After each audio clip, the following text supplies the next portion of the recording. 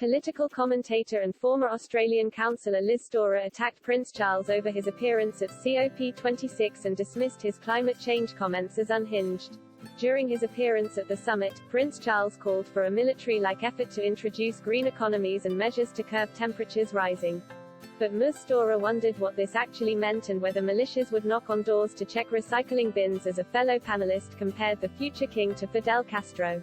Speaking on Sky News Australia, host Chris Kenny invited Ms. Storer to discuss Prince Charles's appearance at COP26 and his comments at the summit. In the Prince of Wales speech, he urged world leaders to rally behind climate change and told attendees, "We know this will take trillions, not billions, of dollars.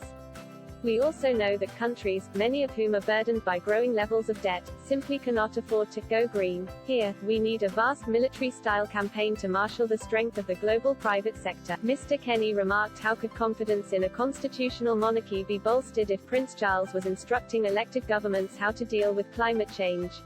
He added Prince Charles was way out of line, before Ms. Storer said, "Stay in your lane Prince Charles. Honestly, I've been a staunch monarchist my entire life, and yet the idea of Her Majesty passing, which she must inevitably one day do.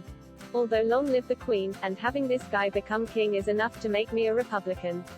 But this guy, Prince Charles, said from his lips to God's ears that he wanted to see a military response to the climate change agenda. This guy is, I mean, that sounds unhinged on the best of days, but what does that look like? Are we going to see the military patrolling our streets? Are we going to see militia knocking on doors? Have you done your recycling?